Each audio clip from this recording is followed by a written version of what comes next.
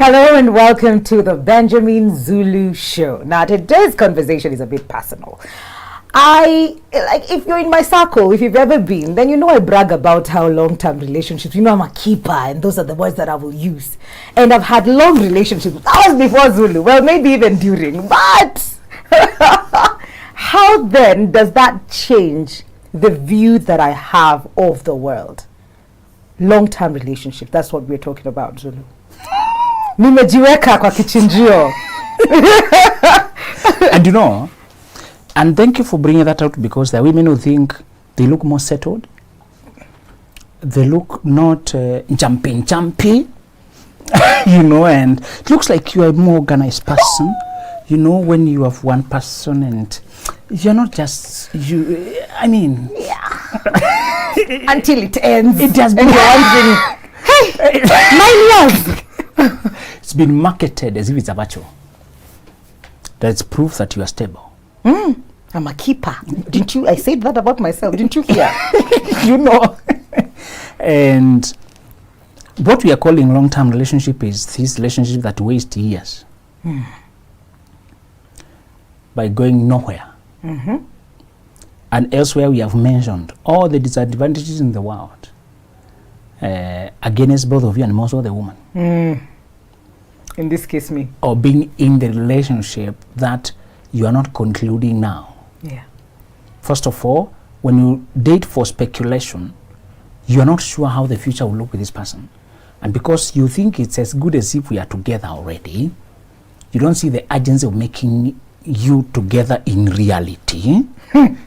And that not being together in reality denies you security and promise and stability in future, but your feelings assume that is present. So you give all yourself as if you have arrived before you arrive. You unpack as if you are there when you're not there. And when later on the carpet is pulled right under your feet, you realize you had invested everything in a place that is nowhere. Yep. It's an open conmanship, cooperative conmanship.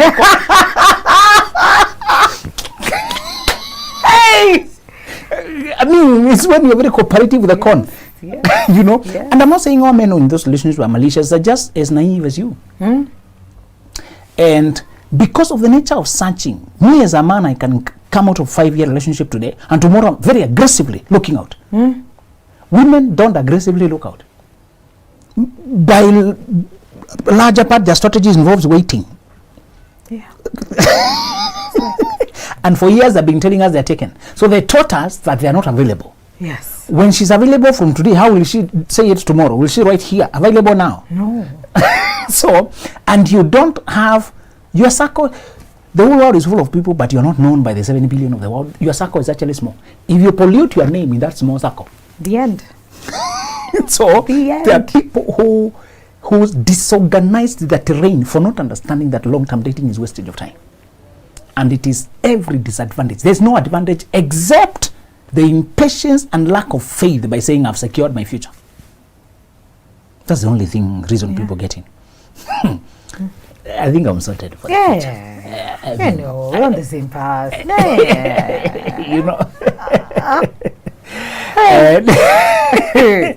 And that's the only project people want to do for years. There's no other project they do for years. Oh God. I keep asking them, where do you apply that other reasoning anywhere in life? Have you ever booked a job for 5 years? No. Booked a plot car for 5 years?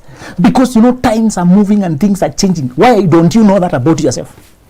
Where were you when you were doing those things? So I book a girl for 5 years. And we usually don't state the years. No. We're hoping this grows into. Yes.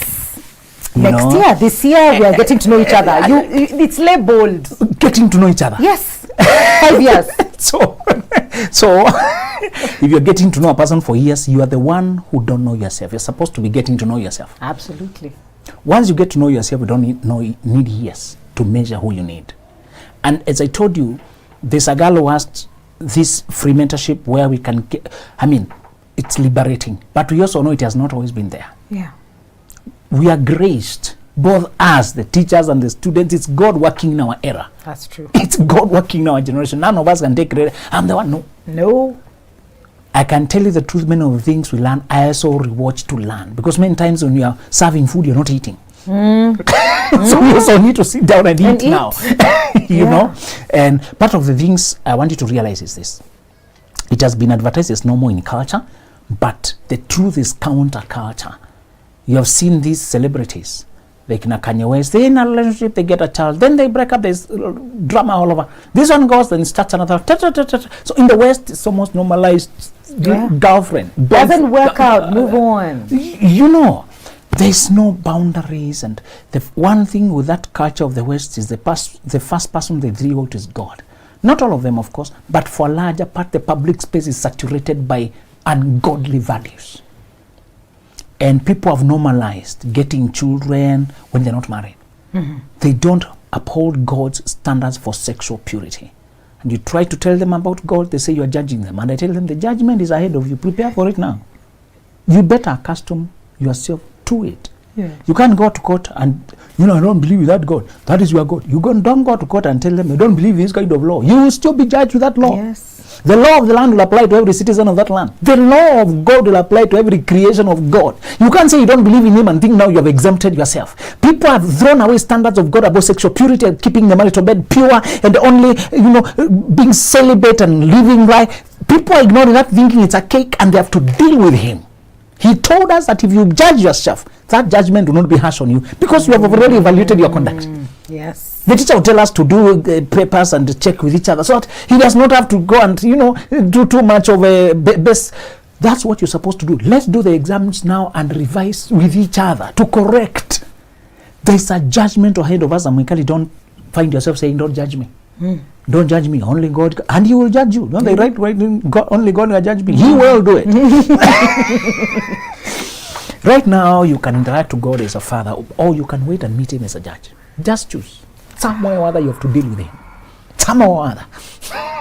He disciplines his children by restraining their lust and their excesses. You discipline your child to prevent them from being destroyed by the world, by the judgment of the world. When you judge them with a cane, you did this mistake, you deserve 2 whips. Sure, you've judged them with a cane.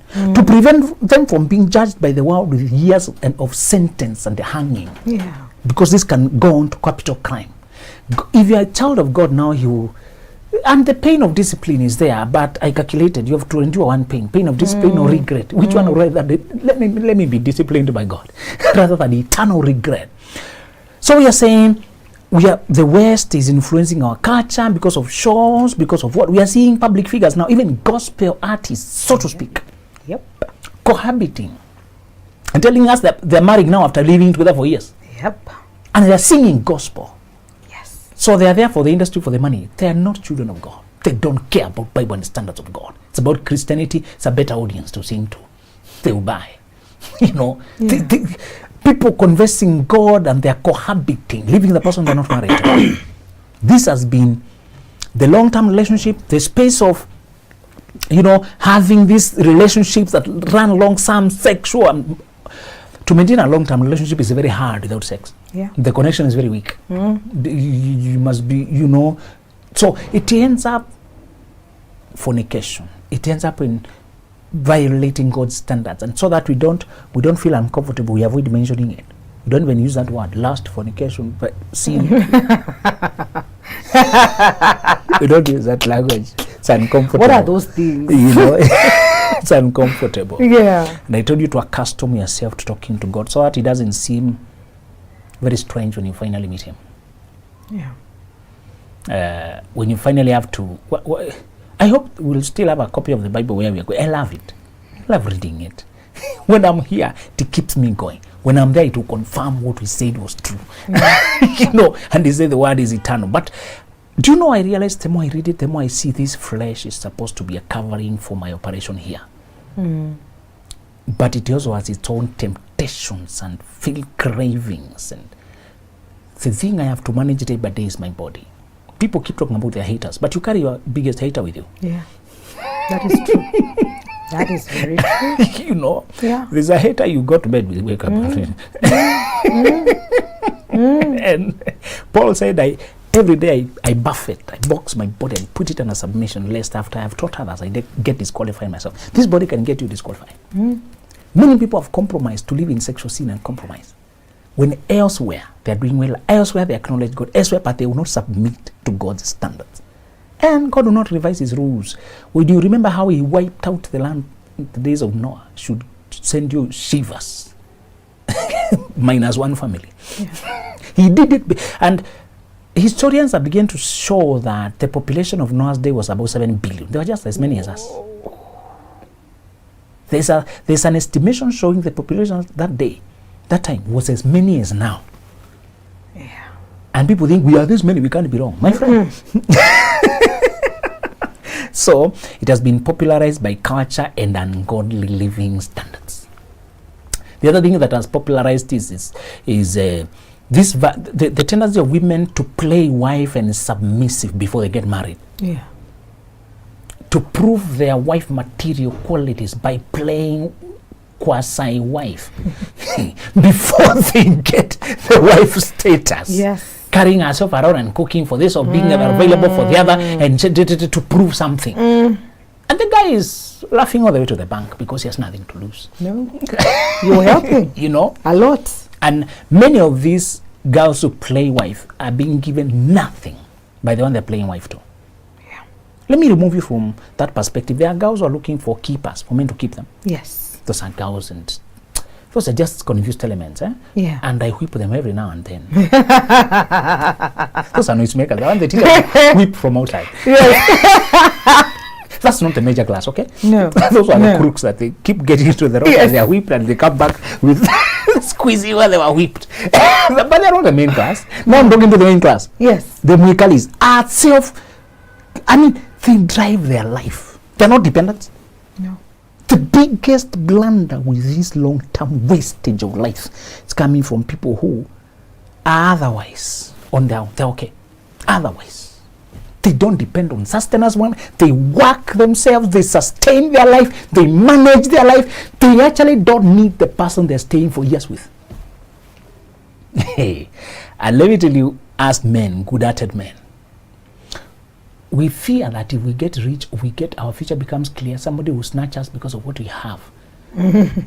So we try to get a person whom we have known before we get money so that we can grow up together. Yeah. Isn't that what they tell you to do? We know their family. We know. Look at this girl, sincere, prayerful. Yes. So I may hook up with that girl in church someplace, or in college someplace, so that we may grow together. Yes. And then get married later. So we good-hearted men, you women are coming from that point of wanting to prove your wife material. We men is securing the future, being organized and getting a girl who can mold. Yeah, learn each other's need a culture. very good wife. I mean, another's culture and have enough time to study her. Well, if they tell you the philosophy, you almost buy it. Yes. It is passed down generations. You know. Yes. You listen to the reasoning. Complete with examples. You know. So we hook up when we are not ready to marry, but so that we may grow together. I gave that proposal to a girl and I'm happy she refused.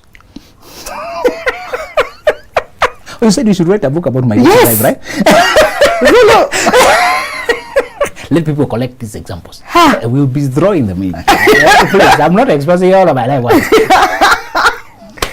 Oh my God! I was in the university. She was she was about to finish Form 4. Yes.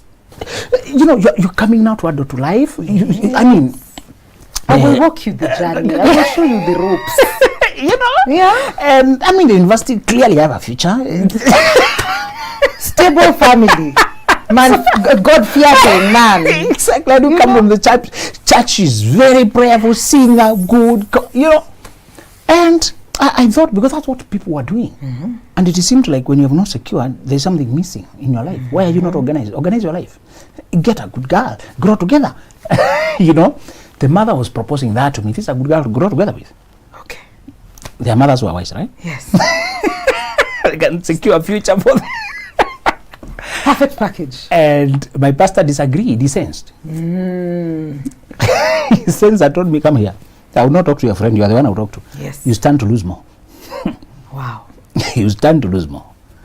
when you get attached to these girls because they were not sure about their future, you become their future.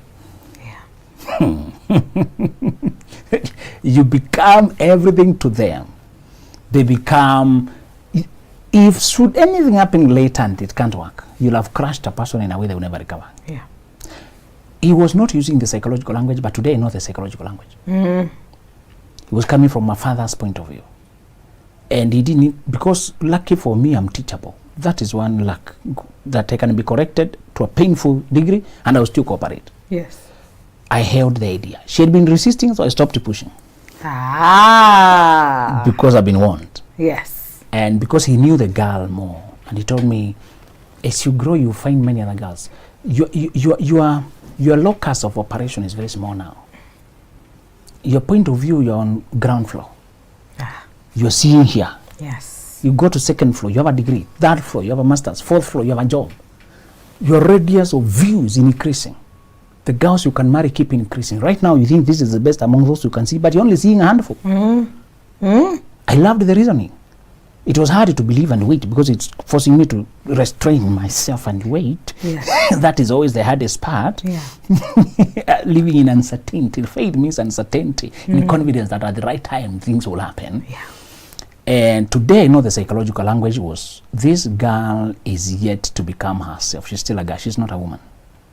You can't tell what kind of woman she will turn out. That's true. And you guys are in this bubble of church and you're just connected by spiritual practices. You're not yet about vision and the size of life you're trying to build. That is one thing you can't see. She has not gotten her exam results to see whether she will qualify to go anywhere. You don't know how much drive she has. Yeah. And he has a lot of experience in families, and he told me some families don't go far. And as much as we are trying to pray for them, some donated prayers are things they can't change.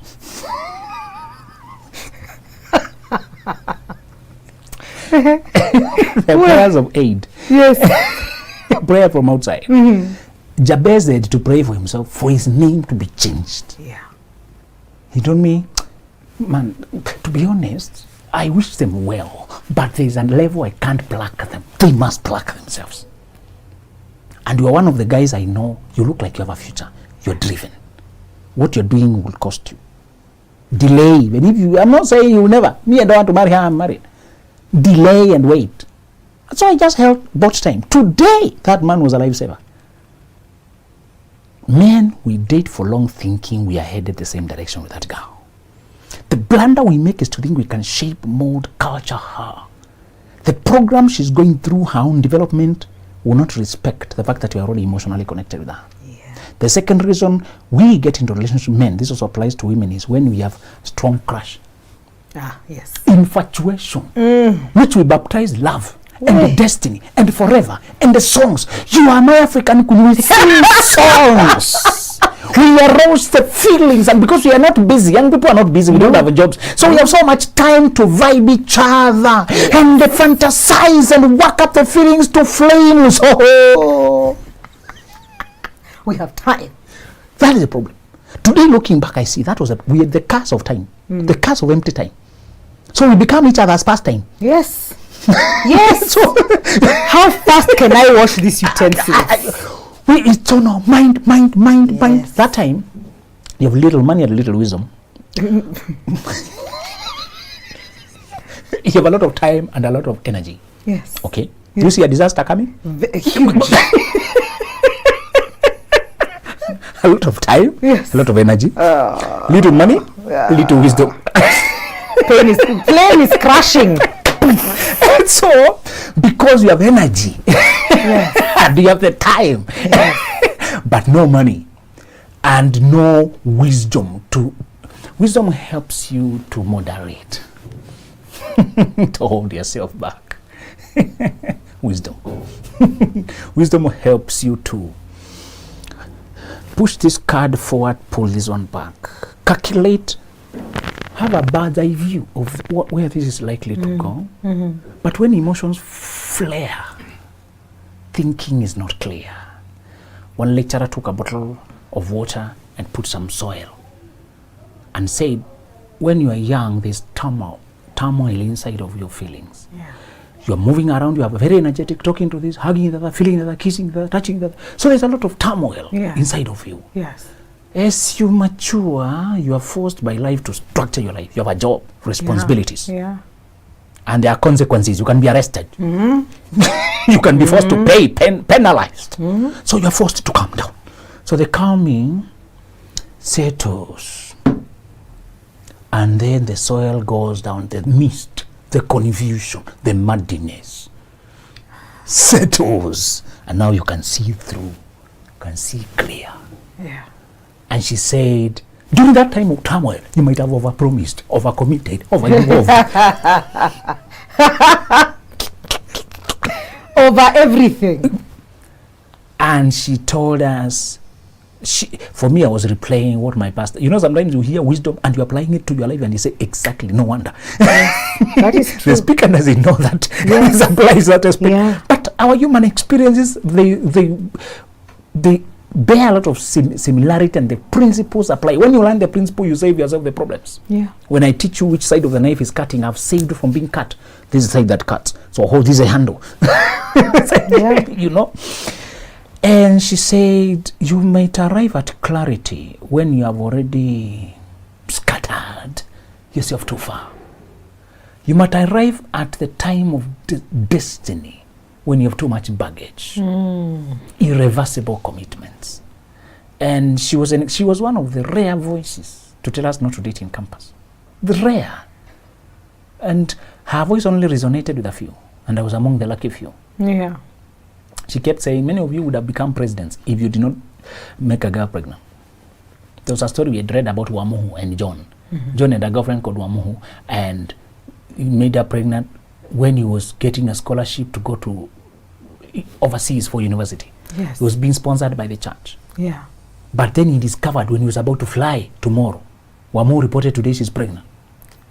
If the news is spread, everything will be cancelled. Yes. So in that negotiation, please let me give you money so that you say it's not mine.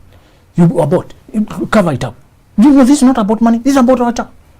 No, but you see my future. So in that tussle, shaky, he was holding her by the tummy accidentally, and she fainted. And she died. And the story ended by saying, soon the world will know that John had created and then killed. So the lecturer was telling us, I have seen far too many would have been stars. Yeah. Eclipsed at the time they were coming out because of tumult of youth. I used to read Ecclesiastes 11 repeatedly. Enjoy your youth, oh young man, but be sure you give an account. And the 12 tells you when this energy that you're feeling driving you crazy will die. When the grasshopper drags himself along and the singers stop singing because they are few. When the mourners mourn about the street, it's very gloomy. Ecclesiastes 12. It was written by a very wise guy who had backslidden. Mm-hmm. So he was showing us a view from the backsliding point. Yeah. So when you feel threatened to backslide, read Ecclesiastes 12. And the king had tried a lot of pleasures. He said, I tried pleasures. I tried it. Guys, it's vanity of vanity. It's wind. It's wind, doesn't help. He concludes by saying, this is the whole duty of man. You are here on earth to fear God and obey his commands. This is the whole duty. He concluded very well, and he finished. And up to that day, I keep referring back there because I told you I'm at war with somebody. Yes. Who never leaves me alone. Yes. And they keep to calibrate my mind. So us as men, we date long, deceived by emotions and crashes and connections. And that reason we date wrong, we date for long, for years, is thinking people like this one are very rare. If I release this, I'll never find another one. You meet a person who amazes you. Yes. How wonderful, intellectual, yet balanced and principled and loving and charming and understanding. We talk so long, effortlessly. I mean, I've never seen a person who understands me this much. They make me imagine. They have inspired me to study that course. They made me apply for that job. They have changed my life. Imagine for 2 months only. How much more would they change my life if it was forever? If we start now. Huh? We hook up with people when we are not there yet for marriage. Because we think, this is the only one of this kind and I can't let go. In other words, we become gods upon ourselves. Oh.